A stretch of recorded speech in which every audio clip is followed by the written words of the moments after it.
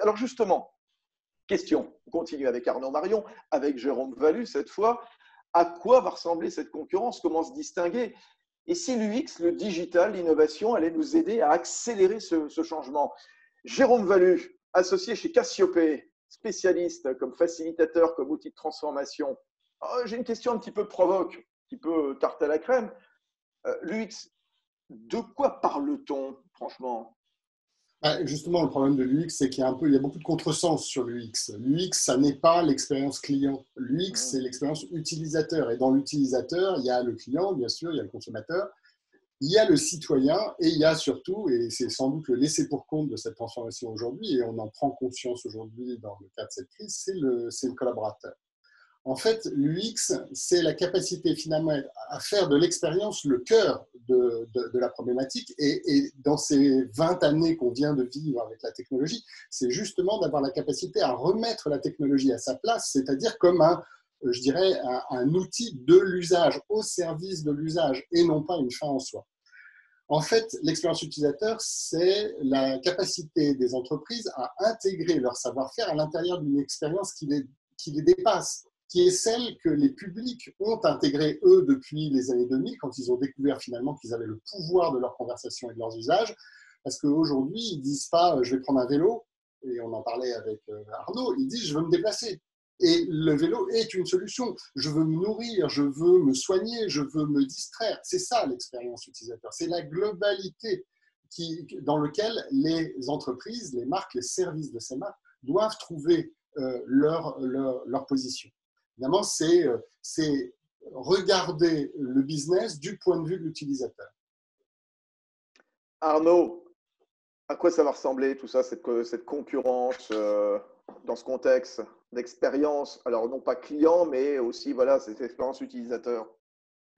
C'est effectivement, cette concurrence, c'est une compétition et la compétition, elle se joue sur la facilité et la facilité, elle s'explique par la capacité de compréhension du besoin du client final et de son utilisateur. Et je crois qu'on est là-dessus, on est dans une société de l'usage et plus de la possession. La possession est en train de disparaître.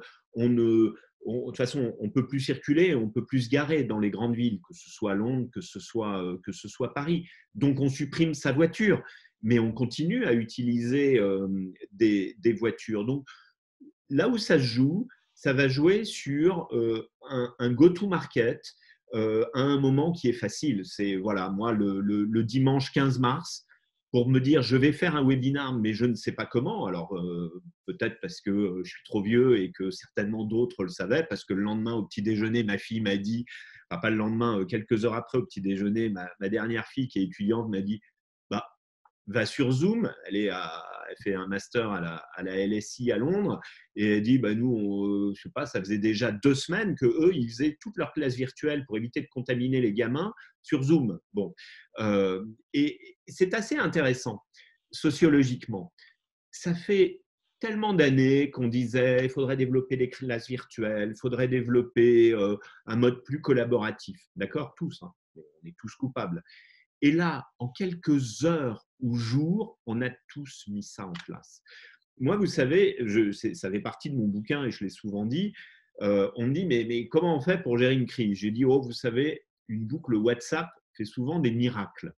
Et de fait, d'ailleurs, on a même un président de la République qui a été élu avec des boucles Telegram qui sont très connues et ses concurrents pareils. Et donc, effectivement, garder le lien, partager l'info en temps réel, etc. etc.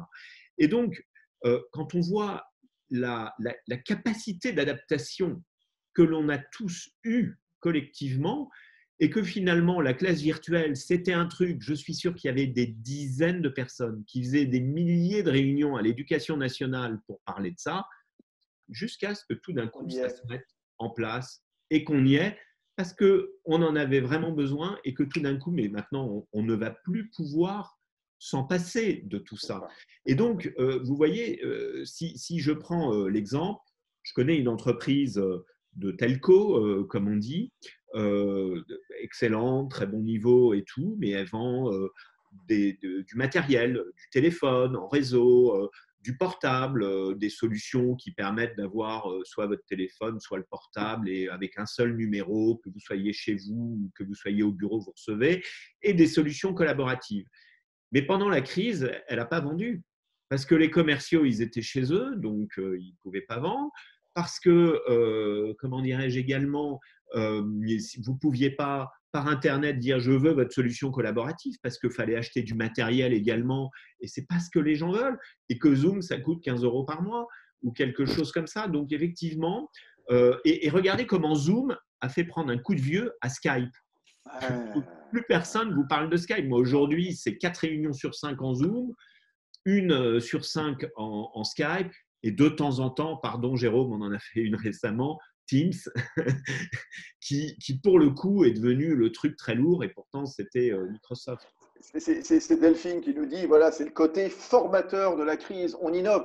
Jérôme, juste comme ça, j'ouvre une parenthèse, ça vous a surpris justement cette accélération, cette adhésion vers justement ces téléconférences, ces conférences virtuelles, Zoom. Vous êtes venu je ne sais pas combien de fois me vanter justement cette transformation digitale des entreprises. On y est cette fois pour de vrai? Non, oui, enfin, j'espère que pour moi, le 21e siècle commence maintenant. Hein. J'ai été au mois de novembre, il y avait Guillaume Pépi qui partait une semaine après du poste de président de la RATP, et on lui posait la question sur le sujet de la transformation. Mais quel conseil vous allez donner à votre successeur? Et il répondait à aucun. Mon bilan est catastrophique. 75% des collaborateurs sont en résistance. 75% sont en résistance. Alors oui, certes, on a fait Voyage SNCF, mais tout ça, et c'est ça le paradoxe, c'est que finalement la transformation, ça n'est pas nécessairement l'innovation au sens des nouveaux usages, ceux qui sont à la périphérie des métiers, mais bien ceux qui touchent au core business. Et là, on n'a pas commencé. On n'a pas commencé à... Oui. C'est quoi le lien entre UX, crise et transformation, justement? C'est justement ça, c'est le fait que, comme on disait, l'UX, ça prend en charge la totalité des gens, des personnes concernées par le sujet, donc autant les collaborateurs. Quand Pépi dit 75% se sont en résistance parce qu'ils ne se sentent pas concernés, ils n'ont pas la culture du sujet, ça ne touche pas ce qu'ils font, ça ne touche pas les processus de l'entreprise, ça touche la périphérie des sujets de l'entreprise. Et finalement, la crise, ça va être d'engager la transformation au niveau du core business. Et donc, on va voir qu'effectivement, ce qu'on est en train de vivre accélère cette prise de conscience. Toutes les entreprises ne sont pas égales devant le télétravail. Je travaille avec un de mes clients qui est Inly, qui est les logements sociaux. Le télétravail, depuis plus de 2 ans, c'est tous les vendredis pour tout le monde. Aujourd'hui, ils sont absolument rodés à l'utilisation de cet outil. Et effectivement, c'est devenu un outil pour eux, ça n'a pas changé grand-chose. Alors finalement, le sujet de l'UX, ça va être, et c'est ça qui est important, comme c'est le drame des entreprises, les silos, les séquences de travail, l'UX, c'est sans doute le moyen d'engager les entreprises autour d'un objectif commun qui est d'améliorer l'expérience de l'utilisateur. Richard parlait tout à l'heure des partenaires, améliorer l'expérience des achats, c'est un processus de transformation. Améliorer l'expérience de la supply chain, c'est un exercice de transformation. Et ça passe par l'UX de cette expérience. Et finalement, on en est à se poser la question de comment on organise ce sujet de l'UX. On part finalement de la douleur, des frustrations et des douleurs. Elles ne sont pas seulement auprès des consommateurs, elles sont dans tous les processus de l'entreprise. Vous voyez bien là où sont les frictions. Et finalement, analyser, et c'est ce qu'on a fait avec Arnaud quand on a commencé à travailler sur Vélib, on a juste pris le parcours.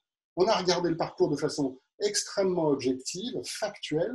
Ensuite, on a regardé qui les utilisait et on regardait où ils avaient mal, à quel endroit ils avaient mal. La douleur est le meilleur moyen d'identifier finalement ce qui est à améliorer. D'ailleurs, il y a Simon Sinek qui proposait le why comme clé de construction de la stratégie. Moi, je propose le I finalement comme élément clé de pensée de l'UX. Il faut penser à la douleur de ses utilisateurs. Et finalement, cette construction d'un objectif commun autour de la compréhension de la douleur, ça va devenir la clé de résolution de la plupart des sujets qu'on aura à transformer avec ce que la technologie va nous permettre de faire bien évidemment. Voilà, le why remplacé par le I. Juste, Jérôme, des remarques. Tiens, Olivier Valentin, qui représente l'enseignement catholique, qui dit bravo à nos profs qui se sont adaptés aux outils pour la continuité pédagogique. Mais il y a une question, tiens, peut-être je vous la pose, Jérôme ou Arnaud, Jean-François Fay, qui dit justement comment faire cette transformation dans un pays fragmenté et avec une forte colère sociale. Je vais prendre Arnaud. ce point. C'est une vraie question et je pense que c'est un vrai faux problème en fait. Pardon, mais c'est pas forcément la réalité. Moi, je travaille beaucoup dans les territoires et je pense que les salariés dans les territoires, ils sont très concernés par leur entreprise. Et ceux qu'on entend râler, c'est ceux qui veulent pas que leur entreprise meure et qui ne comprennent pas pourquoi elle va mourir. D'accord ? Et donc, il faut faire cette différence. La colère sociale. Mais on voit bien que la contestation des Gilets jaunes est partie sur une revendication légitime de pouvoir d'achat pour ce qu'on peut appeler les travailleurs pauvres, les salariés qui gagnent peu, et ce genre de choses. Et c'est parti là-dessus pour 7 centimes du prix de l'essence, parce que pour avoir beaucoup vécu en province, quand il faut faire 2 fois 30 km par jour pour aller travailler, à la fin de la semaine, ça fait 300 km et ça coûte cher. Et quand il faut 2 voitures, parce que le couple travaille dans 2 endroits différents, ça fait encore plus cher. Donc, on est parti de là, ça a dégénéré dans une espèce de lutte assez délirante, anarchiste et tout ce que l'on veut, avec, je dirais, le relais de chaînes 24/24 qui nous ont abreuvés de ça et beaucoup trop. Donc, je crois qu'on a déformé le problème par rapport à sa réalité. Les contestations du mois de décembre, si vous voulez, ce sont des contestations, pardon, quoi. Il n'y a pas une entreprise privée qui s'est joint à ça. Ce sont quand même des entreprises. Ce qui est assez intéressant, c'est qu'on est passé d'une lutte pour le pouvoir d'achat à la défense d'un acquis social complètement désuète et du passé. Et donc, effectivement, à un moment, on a eu du mal à remettre dans le débat l'équité de l'euro cotisé pour l'euro que l'on récupère pour toutes les catégories. Et on voit que c'est un débat inextricable et je ne vais pas m'y risquer. Je ne pense pas que les syndicats soient l'ennemi des transformations. Je partage bien évidemment tout ce qu'a dit mon ami Jérôme sur l'UX. C'est pourquoi on a voulu mettre l'UX aujourd'hui au même titre que la chaîne de valeur. A priori, ça n'a rien à voir, mais c'est strictement la même chose. Pour traiter votre utilisateur comme vous voulez le traiter, ou pour traiter votre fournisseur de la façon dont vous devez le traiter, vous devez remettre en cause tout le processus interne, toute l'organisation. C'est ce que j'appelle l'agilité, c'est ce que j'appelle la capacité d'adaptation. Ça signifie que quand on veut changer le processus utilisateur, il faut changer cette remise en cause. Par exemple, pourquoi Jump vous l'avez sur un Android ou un iPhone, et pourquoi le Vélib, vous l'avez aussi sur un totem physique, ce qui, personnellement, moi, me paraît complètement dépassé, quoi. On est dans les années 80 et ça n'a plus lieu d'être, les bornes interactives comme ça, alors qu'on a tout sur les téléphones. Ça signifie que de tout ce qu'on s'est dit sur la transformation, il n'y a pas de transformation, il n'y a pas de changement sans acteur du changement. Et donc, le travail que fera Richard et Neotech par rapport à une chaîne de valeur, ou que fera Jérôme par rapport à l'UX, ou que moi je ferai dans la restructuration et la transformation d'une entreprise, quelque part c'est le même, mais qui s'exprime. Notre vocabulaire est différent, mais notre grammaire, elle est strictement identique. On va partir de l'intérieur de l'entreprise, on va décortiquer ça, et il faut embarquer les salariés. Les salariés doivent devenir les acteurs du changement. Je pense que ça, c'est quelque chose d'extrêmement important. Ça signifie, par rapport à la question légitime sur les syndicats, Philippe Martinez ne donne, je dirais, une espèce de mot d'ordre idéologique. Comment dirais-je, c'est son rôle, il est dans son rôle. Voilà, comme les politiques, les chefs de parti donnent des mots d'ordre idéologiques. Une fois qu'ils sont sortis de la télé, ils se tutoient et ils prennent un verre à la buvette et ils s'entendent très très bien entre eux. Bon, et on le dit tous parce qu'on le sait tous. Les syndicats, si vous voulez, leur rôle est important. Et ça soulève la double question du dialogue social et de la RSE. C'est-à-dire que sans dialogue social, vous ne transformerez jamais une entreprise et vous n'en ferez jamais une entreprise performante dans la compréhension de sa chaîne de valeur. D'accord ? Voilà. On arrive toujours à restructurer une entreprise, on arrive à la transformer. Vous savez, les entreprises en crise, ce sont les entreprises qui ne se sont pas transformées. Et parce qu'elles ne se sont pas transformées, elles sont en crise et ça provoque des restructurations. Donc, je pense que ça, c'est quelque chose qui est extrêmement important. Et la RSE, c'est les valeurs qu'on va mettre. C'est l'égalité homme-femme, c'est le partage de la valeur, c'est je suis dans l'agroalimentaire, comment j'intègre la biodiversité, comment j'intègre le bien-être animal, le etc. climat, Bien sûr. le bien-être animal, tout ça. Et ce n'est pas des petits sujets. Et je le dis toujours à chacune de mes conférences, nous avons la génération Z qui arrive, celle qui est née à partir de 1997. C'est une génération très différente de la génération Y. C'est une génération en recherche de sens. Regardez comment, en quelques mois, l'image de Facebook s'est dégradée dans le public. Parce qu'à un moment, Mark Zuckerberg est passé du statut de Dieu vivant à ouais, mais tout ça, c'est trop puissant et puis c'est pas bien. Comme Bridge Analytica, c'est pas bien. À un moment, il y a eu une rupture par rapport à la recherche de sens parce qu'il a voulu rentrer dans le débat d'influence et pas être simplement une plateforme. C'est une génération aujourd'hui qui est radicale là-dessus. Ouais. La génération Greta Thunberg, hein, alors, qui est une expression peut-être excessive, voire caricaturale, pas complètement délirante d'ailleurs si on essaye d'enlever les scories liées à son entourage.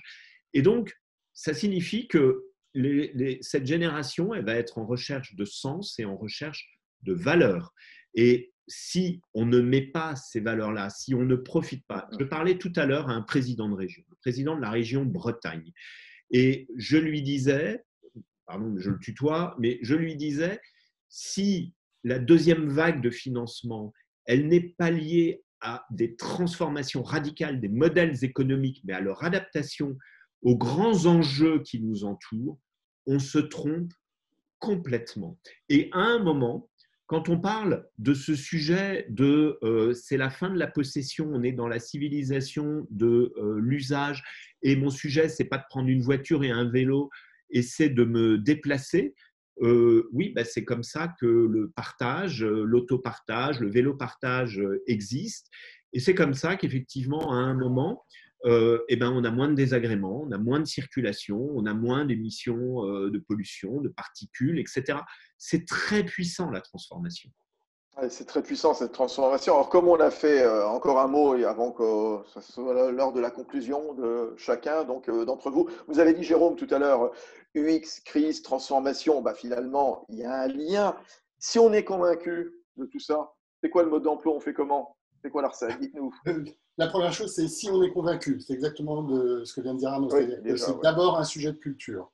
Et pas seulement de culture de gouvernance, c'est de culture de la totalité de l'entreprise et des collaborateurs. Donc ça doit passer par effectivement une vision claire de la part des gouvernances et être capable de raconter cette histoire et le chemin qu'on va avoir à parcourir. Ensuite, ben, finalement, bien évidemment, on se pose les fondamentaux, c'est la question des fondamentaux de la création de valeur. Donc, effectivement, tout le discours de Richard est absolument essentiel. Et puis après, finalement, c'est moins un problème d'organisation qu'un problème de méthodologie. Tout à l'heure, Arnaud parlait de l'inertie de ces organisations. Justement, c'est en changeant les méthodologies qu'on va y arriver. Et il ne s'agit pas de petites méthodologies qu'on a tous pratiquées, parce qu'on a tous fait du design thinking et on a tous pensé que c'était vachement bien, le collaboratif, etc. Puis on retourne dans son bureau et on recommence à travailler comme avant. Non, c'est une discipline méthodologique. Donc, en fait, il faut arriver à distiller dans l'entreprise que l'amélioration de l'expérience vécue par les utilisateurs, quels qu'ils soient dans l'entreprise, est une obsession. Une obsession. Et ça, les entreprises qui aujourd'hui sont en haut des marchés comme Amazon, allez lire dans Amazon Job ce qu'ils appellent les principes de management. Le premier, c'est Customer Obsession. Donc, ça doit être une obsession. La deuxième chose, c'est qu'effectivement, on repense les processus, mais on change complètement de la manière de procéder. C'est-à-dire qu'on va vite. Arnaud parlait de vitesse. C'est absolument essentiel. Et la vitesse tient finalement à la taille des projets. Il faut réduire la taille des projets. Il faut se mettre dans une logique où on est en train de travailler ce qu'on appelle l'essentiel, ce qu'on appelle le MVP, hein, c'est-à-dire la proposition de valeur minimum. Et puis ensuite, on l'améliore. On ne fait pas la V14 avant de faire la V1. On fait la V1, on la fait en 3-3-3. Alors ça, j'ai piqué ça à David Leborgne, qui était le CDO de la SNCF. Il disait 3-3-3. 3 jours pour cadrer, 3 semaines pour concevoir, prototyper, tester et 3 mois pour réaliser. Je ne parle pas de développement, quel qu'il soit. Donc, c'est cette vitesse-là qu'il faut adopter. Et en fait, finalement, si on part du parcours, de l'analyse des douleurs, on a finalement une chronologie des priorités et ensuite, on va vite. Et c'est là où la méthodologie change complètement parce qu'on responsabilise des toutes petites équipes qui travaillent sur des sujets courts. Et finalement, l'agilité dont parle Arnaud, c'est exactement ça. Et ça change le mode de management, ça change la capacité, le lâcher-prise du management qui finalement est sans doute la chose la plus difficile à faire bouger. Et ça passe par un outil incroyable qui s'appelle la mesure. On ne fait rien sans mesurer ce que l'on fait et mesurer non pas comme un indice de succès, mais bien comme un indice d'amélioration. Voilà. Tout ça, c'est bien de la méthodologie et de la discipline plus que de l'organisation. On réinventera les organisations quand on aura déployé ces disciplines méthodologiques.